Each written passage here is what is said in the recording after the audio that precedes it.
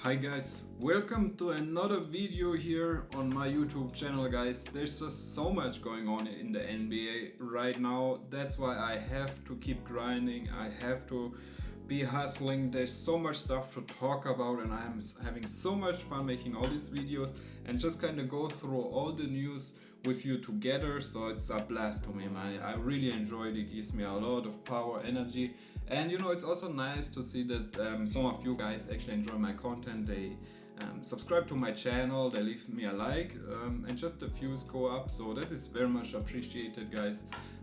Just want to thank you, to be honest. Yes, my numbers are definitely not high or crazy high or whatever.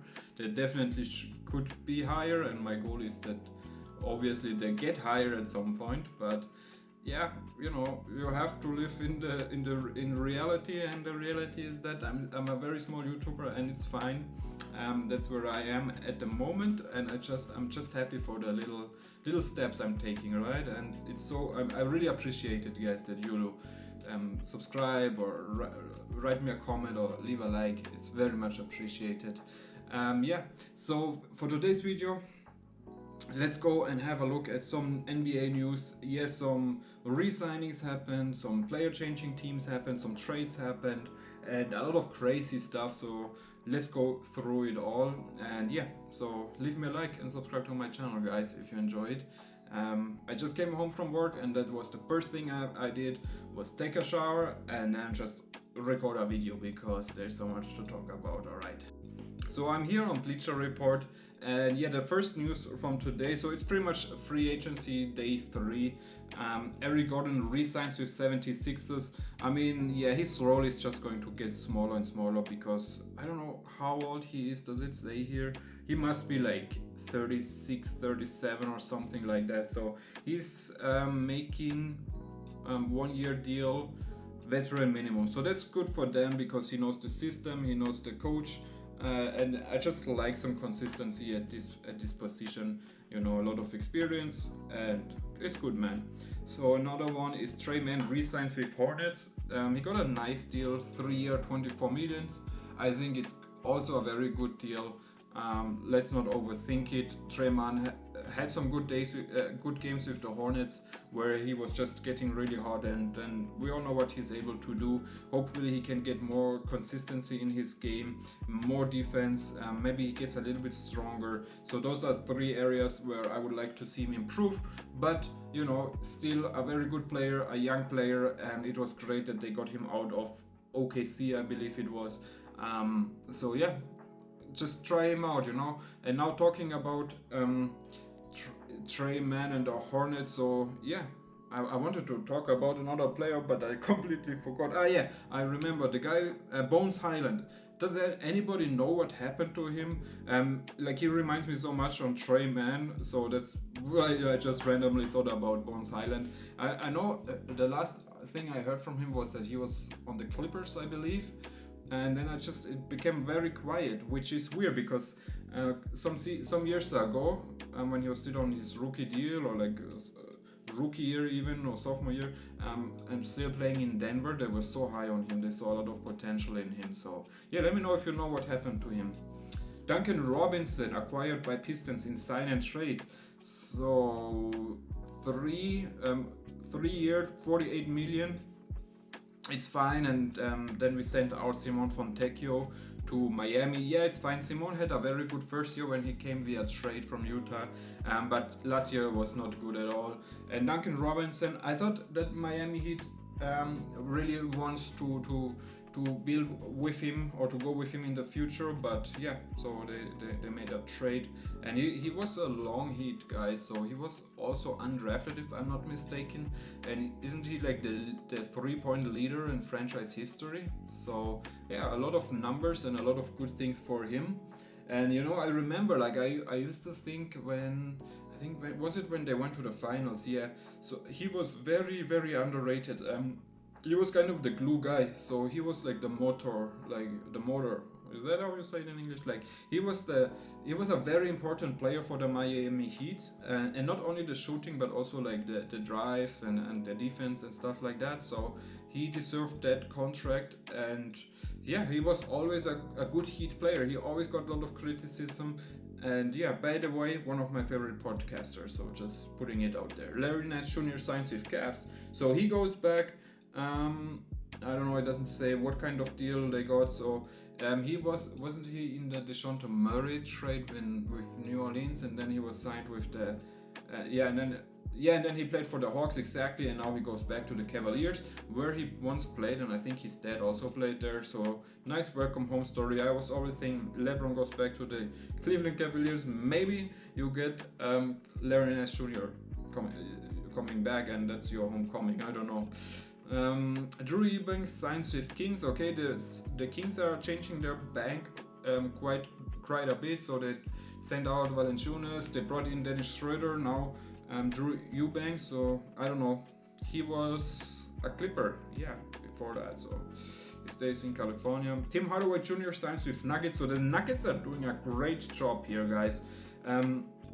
So 1 year contract, perfect, man. A 1 year contract with Tim Hardaway Jr. That's very, very, very good. I love what the Nuggets are doing. They're making some changes. They brought back Bruce Brown. They brought in Cam Johnson. Now they brought in Tim Hardaway Jr. Very experienced players, great shooters, and I think the fit with Jokic is perfect. And then you also have Bruce Brown, who can be a positive surprise as well. So very happy, man. For me, the Nuggets and the Rockets are the winners from this year so far. Then Josh Minott signs with Celtics. The Celtics are 2 year, $5 million. The Celtics are going through a lot of changes. So until now, it's not clear what happens to Al Horford. There were some rumors, maybe Golden State, maybe the Lakers, some team like that.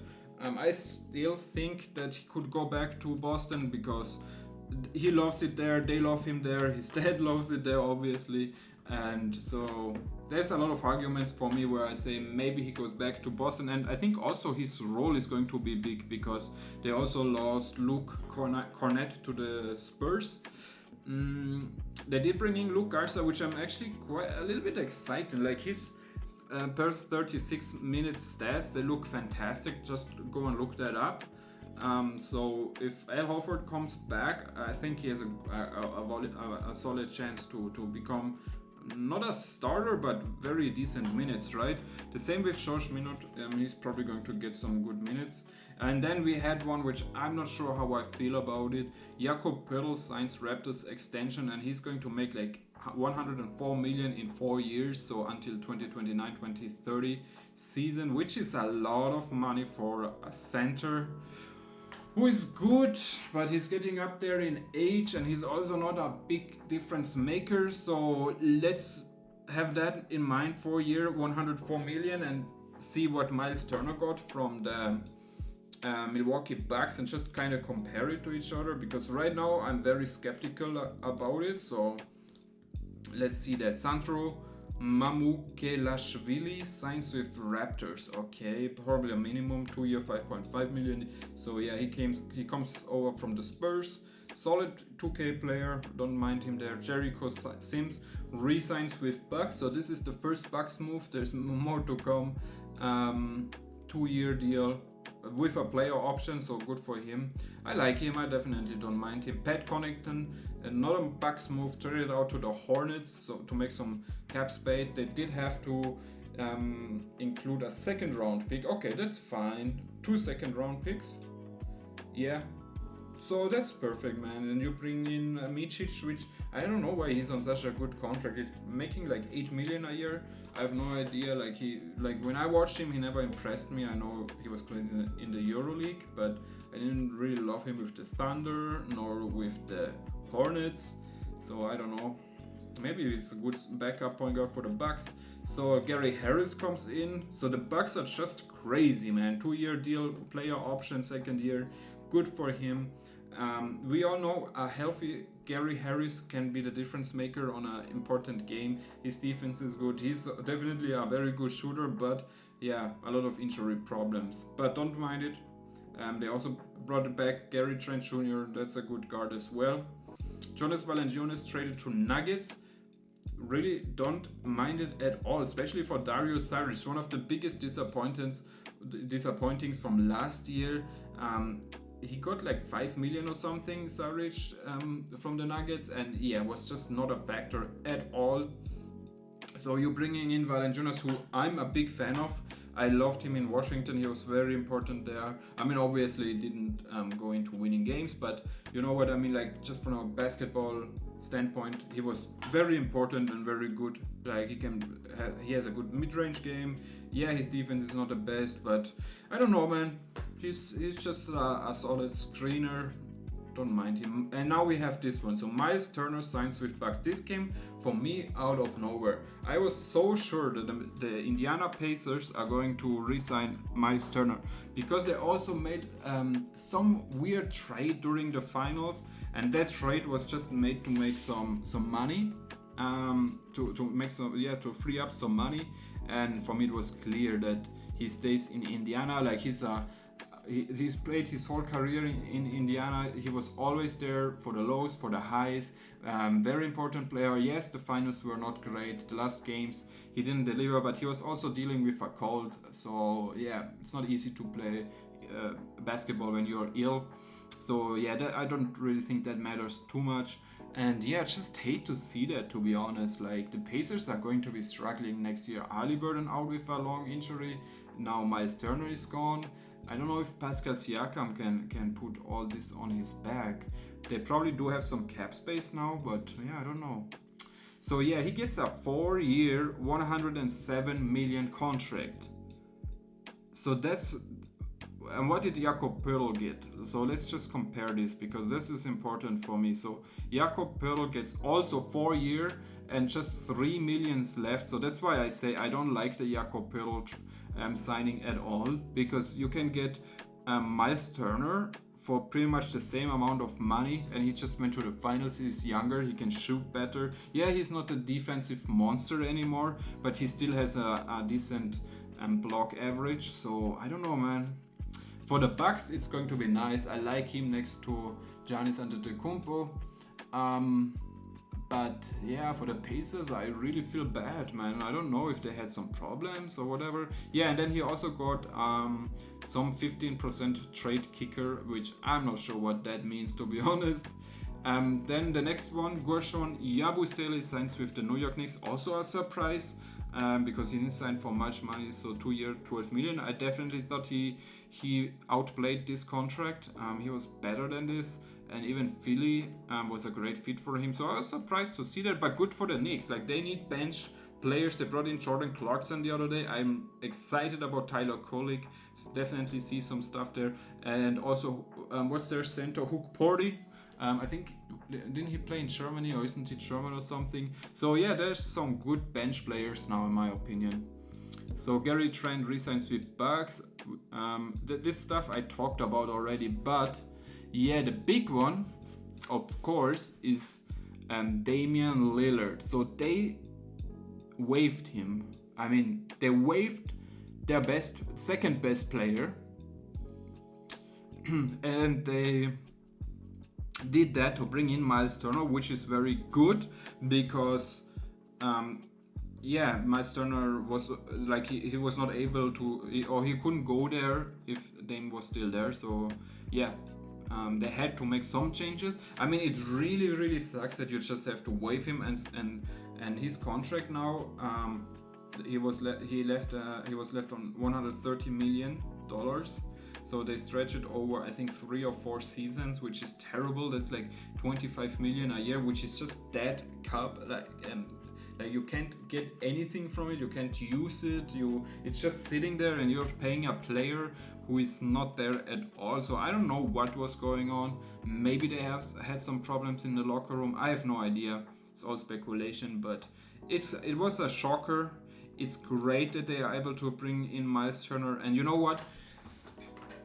They do all this for Giannis. They do it all for him. I mean, that's them telling, Giannis, like, you are the king. You can say whatever you want. I'm not saying that he wants Dame out, but the Dame experience, it didn't work.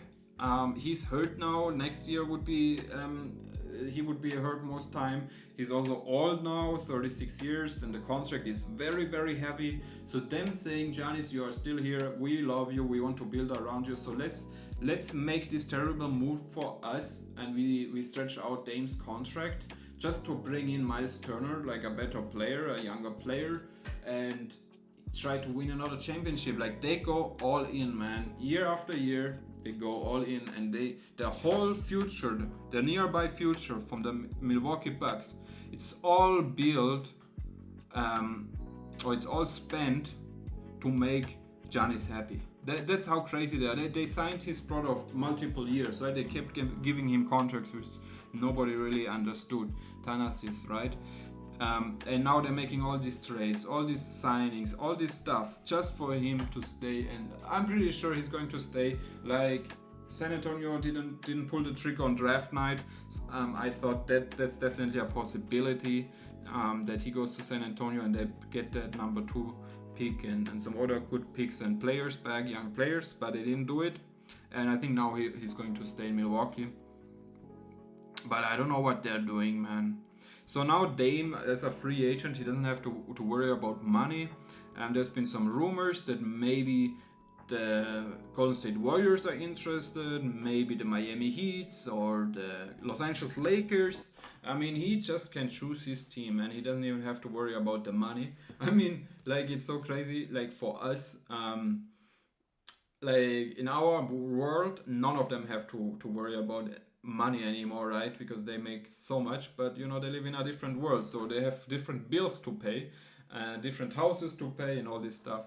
Anyway, so he's pretty much a free man. He can do whatever he wants, he can go wherever he wants, he can go where he thinks that he is going to win a championship next year or the year after that. So maybe a team like the Rockets or the Lakers with Luka.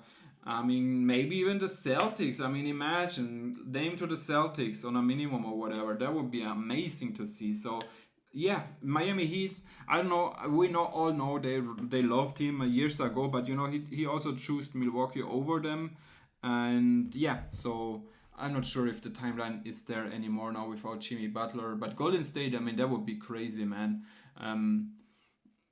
Steph Curry, Jimmy Butler. Who am I missing? I don't know, Dame Lillard. So yeah, that's crazy, man. So yeah, this came as a shocker to me, man. I just really didn't see that coming. So interesting what's going to happen the next days. It's probably going to get a little bit more quiet, but so far some insane move happened, man. I mean, Miles Turner. I would never even have thought about that. It didn't even come across my mind that he would be on the market, you know. But, you know, you never know. It's the NBA, man. It's sports business, and that's just the way it is. So that's all I have for you today. I love you guys. Leave a like, subscribe to my channel. Write me a comment, maybe. I love you guys, and I see you at the next one. Peace.